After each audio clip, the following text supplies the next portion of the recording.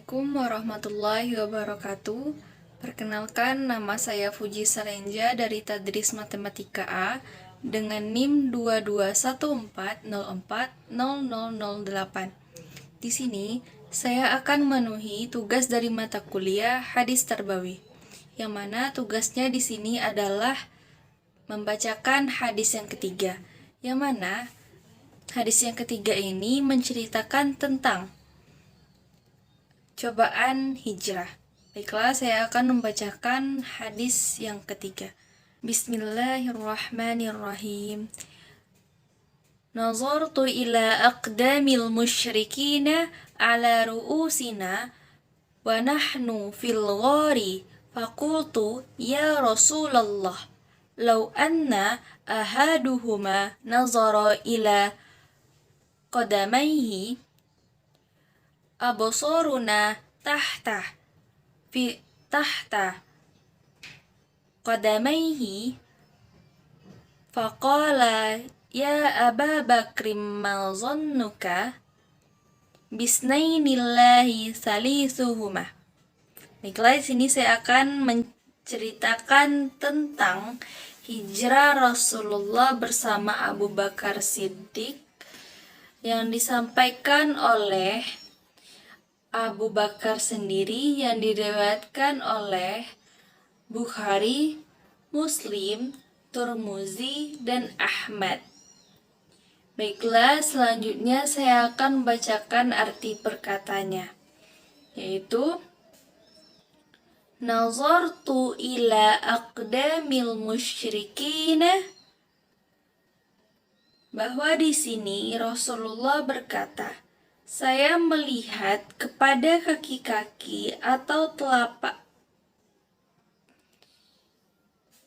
Nazartu ila aqdamil musyrikina, yang mana di sini Abu Bakar Siddiq berkata, saya melihat kepada kaki-kaki, telapak kaki orang-orang musyrik, ala di atas, ru'usina kepala-kepala kami, yang mana wa nahnu fil ghari, kami berada di dalam gua.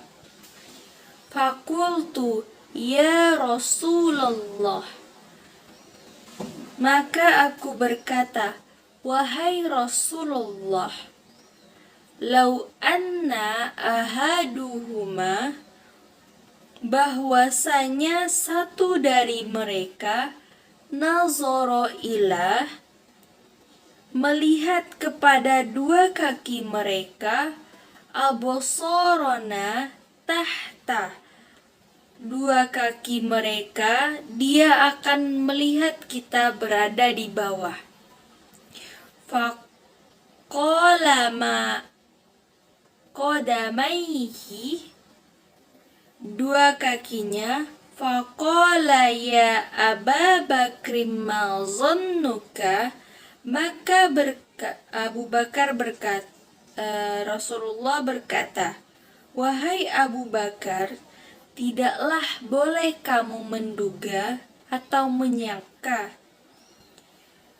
bisnainillahi salisuhuma, kita berdua di dalam gua ini, yang ketiganya adalah Allah. Setelah saya membacakan arti perkataannya tadi, maka saya akan memberikan penjelasan mengenai hadis ini. Yang mana hadis ini menceritakan tentang salah satu bagian dari perjalanan Rasulullah dari Mekah ke Madinah, yaitu hijrah dari Mekah ke Madinah, yang kita kenal dengan perjalanan hijrah. Tepatnya ketika keduanya bersembunyi di dalam gua, yaitu Gua Sur. Nah, jadi ketika itu mereka masuk ke gua itu yang seperti lubang. Jadi mereka bersembunyi di dalam gua itu karena mereka dikejar-kejar oleh orang musyrik. Akan tetapi mereka tidak hanya dikejar, tetapi orang-orang musyrik itu mengejar mereka bertujuan untuk membunuh mereka.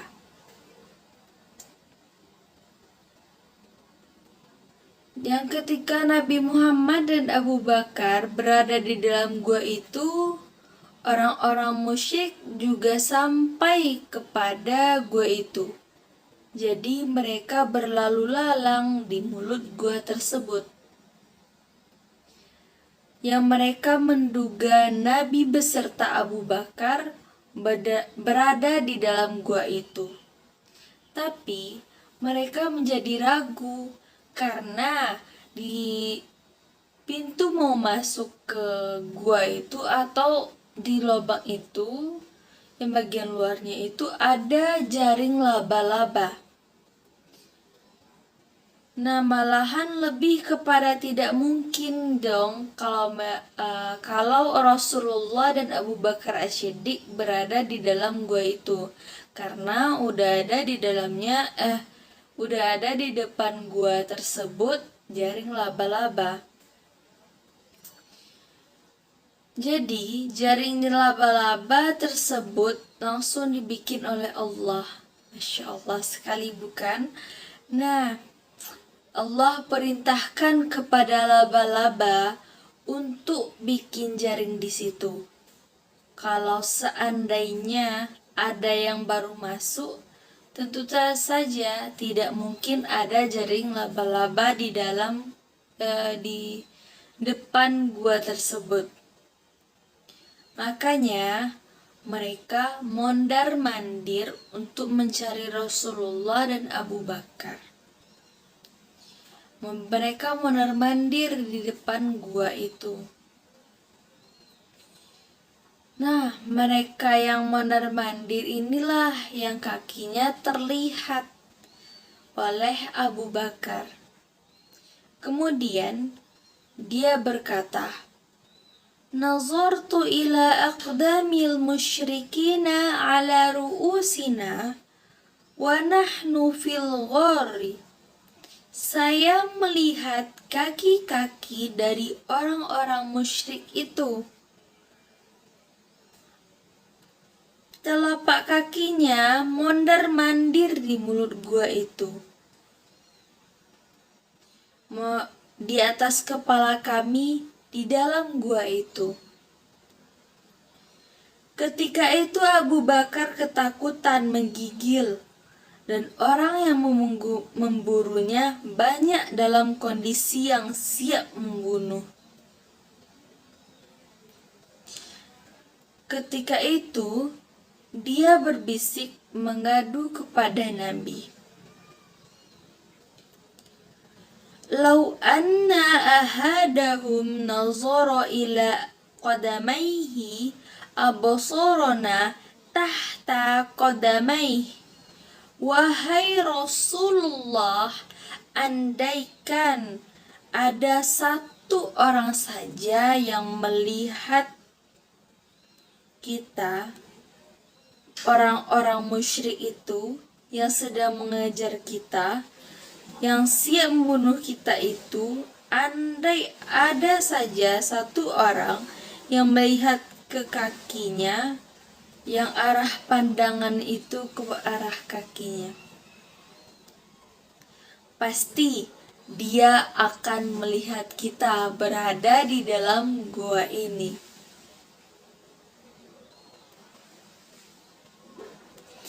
Mereka akan langsung membunuh kita.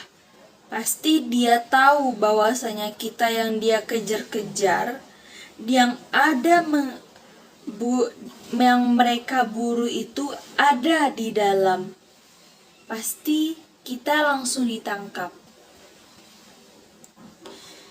Jadi ketakutan di situ Abu Bakar hingga menggigil karena menurut dia tidak ada lagi yang menghalangi bahwa kita akan ditangkap oleh orang-orang musyrik. Namun kemudian Rasul menenangkannya. Apa kata Rasul? Ya Aba Bakrim ma zannuka bisnaini. Janganlah, tidaklah boleh engkau itu menyangka, sangkaan engkau bahwasanya kita berdua ini adalah salah.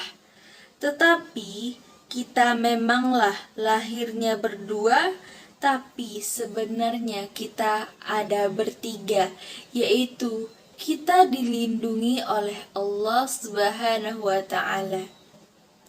Secara tidak langsung pun Allah sudah melindungi, seperti Allah memberikan di depan gua itu jaring laba-laba, yang mana Allah memerintahkan kepada laba-laba untuk membuat jaringnya di depan gua tersebut agar orang-orang musyrik tersebut tidak masuk ke dalam gua itu dan menyangka bahwa gua tersebut sudah lama tidak dimasuki oleh orang, jadi mereka menjadi ragu dan mondar-mandir mencari Rasulullah dan Abu Bakar.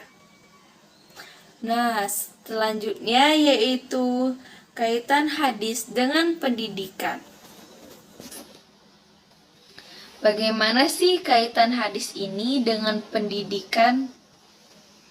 Hadis ini membicarakan materi pendidikan, yaitu terkait dengan materi akidah. Di dalam hadis ini dijelaskan bahwasanya seseorang mesti yakin bahwa ketika seseorang berada di jalur kebenaran, dia pasti akan mendapatkan ujian. Ada yang ringan, bahkan tidak tertutup. Ujian itu sama sekali belum tentu ujian yang berat, dimulai dari ujian yang ringan hingga yang berat. Sebagaimana yang Rasulullah Sallallahu Alaihi Wasallam hadapi ujian yang berat seperti ini. Kemudian juga di sini keyakinan itu bahwasanya Allah Subhanahu wa Ta'ala Allah Subhanahu wa Ta'ala pasti menolong orang-orang yang beriman kepada Allah, yang mana Allah selalu menyertai orang-orang yang beriman. Di antara hal tersebut, kemudian hadis ini juga membicarakan tentang metode mengajar, di mana dalam hadis ini dijelaskan tentang metode partisipatif. Nabi mengajarkan keimanan kepada Abu Bakar, di mana Rasul di situ terlibat langsung dalam kegiatan itu. Rasul bersama Abu Bakar di dalam gua itu, jadi di situ Nabi mengajarkan secara langsung bahwa Allah besertanya. Baiklah teman-teman semua, sekian dulu hadis yang ketiga dan penjelasannya serta kaitannya dengan pendidikan dari saya. Kurang dan lebihnya mohon dimaafkan.